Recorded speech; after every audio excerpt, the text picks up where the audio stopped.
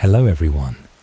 As always, I want to give a special shout out to my dear subscribers, those who give me constant support and love the horror stories that I write myself. I would also like to ask those who are on the channel for the first time to like this video and subscribe to the channel so that our creepy community grows and scary stories reach a wider circle of people who love creepypasta horror stories. For tonight, I wrote a psychological horror thriller story about marriage, betrayed love, and relationships that are irreversibly broken. I'm eager to find out if you like it. Let me know in the comments. Enjoy the creepy horror story and stay until the end to find out how it all ended.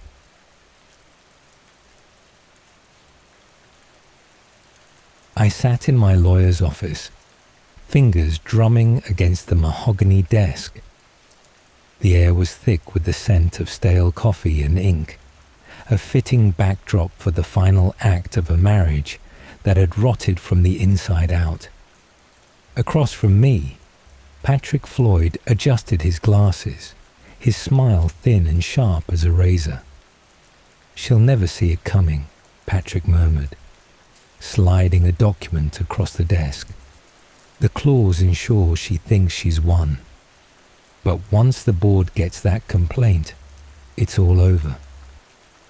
I picked up the paper, the words swimming before my tired eyes. Megan Palmer, my wife of 18 years, now little more than a phantom of broken promises and stifled rage. Once upon a time, I might have grieved what we'd lost, but now I only wanted to see her suffer. The betrayal had burned everything else away. My grip tightened around the pen as I signed my name. The ink bled slightly into the fibers of the paper, a dark stain that spread like a shadow. The house was quiet when I returned. Too quiet. The children were at school, and Megan had already packed her things. I expected relief, maybe even triumph. Instead, a weight pressed against my chest as I stepped over the threshold. The walls seemed closer than usual, the dim afternoon light casting long, unfamiliar shadows.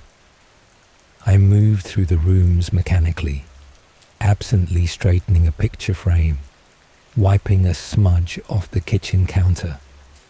The silence stretched, heavy and unnatural. I paused at the doorway of our bedroom. No, my bedroom now. The closet door hung open, gaping like a wound. Megan's side was empty, but the scent of her perfume lingered, cloying and sickly sweet. Something rustled. I froze. The sound had come from inside the closet, a soft, whispering shift, like fabric brushing against fabric. The air in the room thickened, my breath suddenly too loud. Slowly, I stepped forward, peering into the darkness beyond the hanging clothes. Nothing, just the absence of Megan. And yet, as I turned to leave, a whisper slid through the air, faint, almost too quiet to catch, but unmistakable. "You shouldn't have." My pulse slammed against my ribs. I spun back around, eyes scanning the empty closet. The silence resumed, pressing in around me. My own breathing sounded jagged in the stillness. It was stress, that was all. The past few months had been hell, but it was over now. I needed sleep, maybe a drink. And yet, as I closed the closet door, I couldn't shake the feeling that something inside was watching. Days passed. The complaint went through. Megan fought the settlement at first, but when the walls started closing in on her and her new lover, she relented. I kept the house, got full custody of the kids, and watched from the sidelines as her life unraveled. It should have been satisfying. It should have been enough. But the house was changing. It started small, Objects weren't where I left them. The air was thick with the smell of Megan's perfume, even though I had scrubbed every surface she had ever touched. The whispers came at night now, curling around the edges of sleep, slipping into my dreams. Then I found the note. It was on my nightstand, written in a jagged, desperate scrawl. A single sentence. You took everything. Now it's your turn. My hands shook as I read it. I hadn't written this. The kids weren't home. The doors were locked. No one had been inside. I wanted to believe it was a cruel joke, that Megan had somehow slipped in to leave it behind. But deep down, I knew better. Because the handwriting wasn't Megan's, it was mine. The whispers didn't stop. If anything, they grew bolder. At first, they were confined to the edge of sleep, that strange liminal space where dreams bled into reality. But soon, they followed me through the house, slipping through the cracks in the walls, curling under doorways, creeping up behind me in the dark. They mimicked my voice. The first time I truly heard it, I was standing at the kitchen sink, rinsing a coffee cup. My mind had been distant, fogged by exhaustion. Then, just over my shoulder, a breathy murmur. You took everything. The cup slipped from my fingers, shattering in the sink.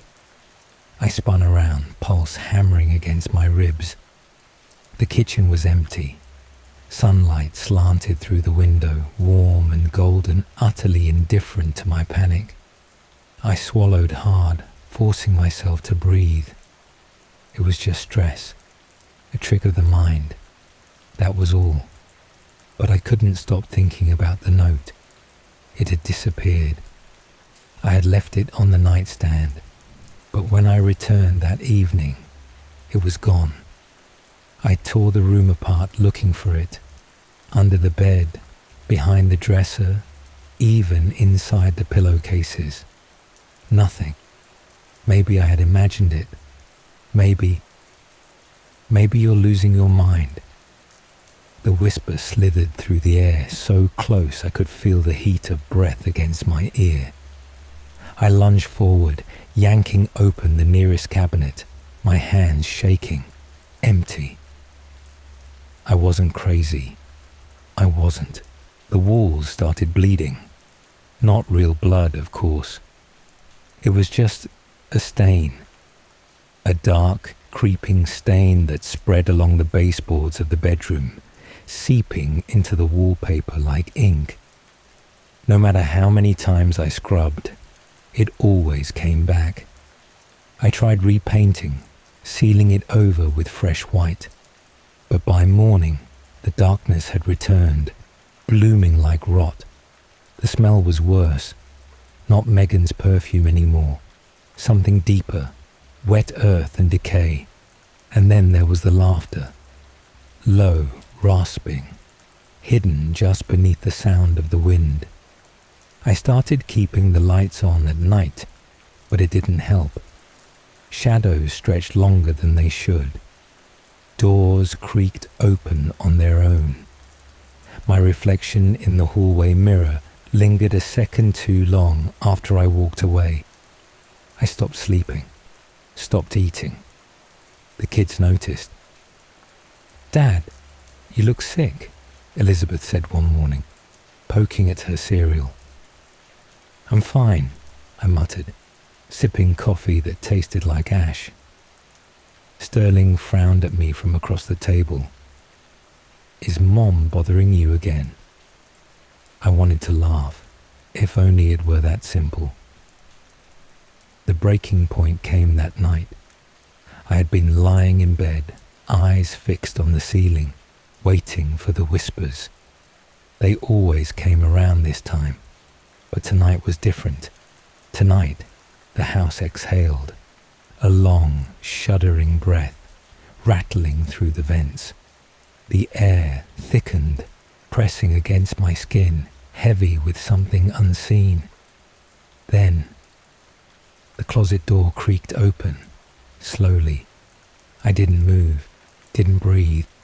A shape stood in the doorway, a shifting absence, darker than the shadows around it.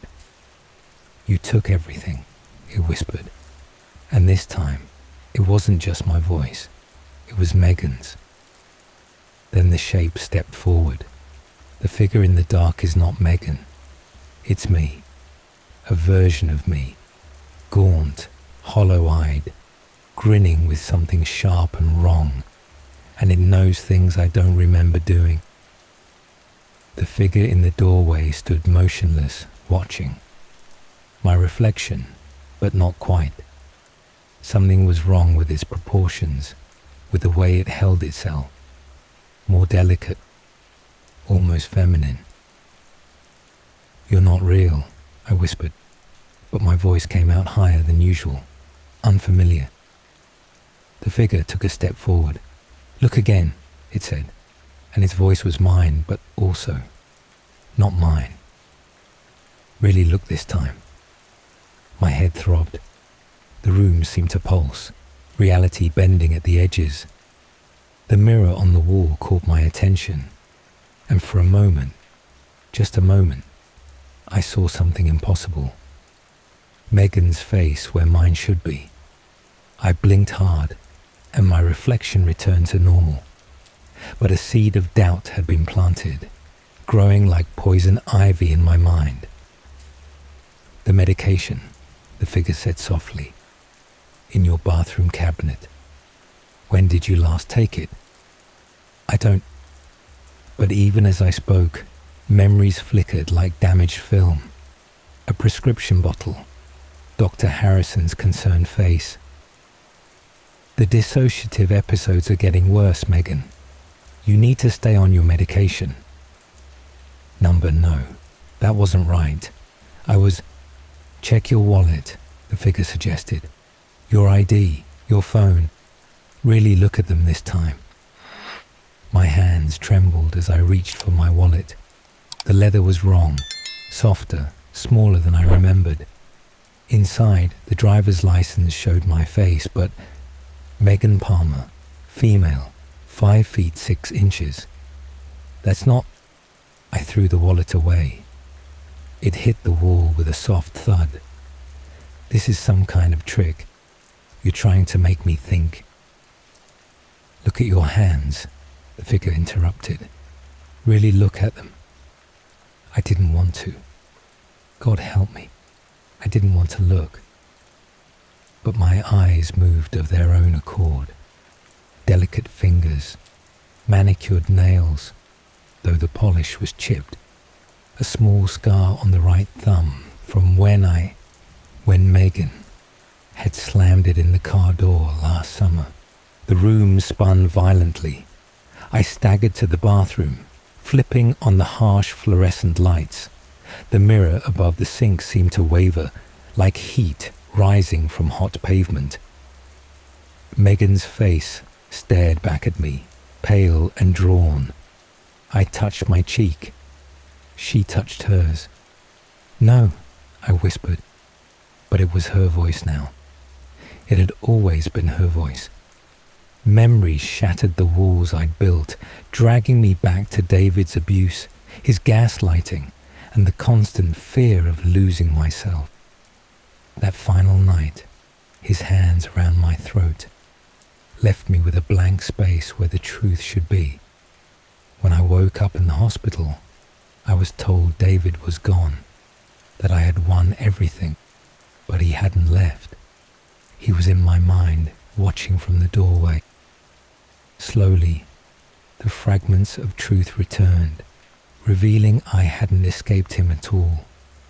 My fractured mind had created a safe place behind his power, a place where I could hide from what he had done. And as the pieces fell into place, I saw the horror for what it was. No supernatural haunting, no revenge, just me, becoming the thing I feared most. And somewhere, in a prison cell 200 miles away, the real David waited for his trial to begin.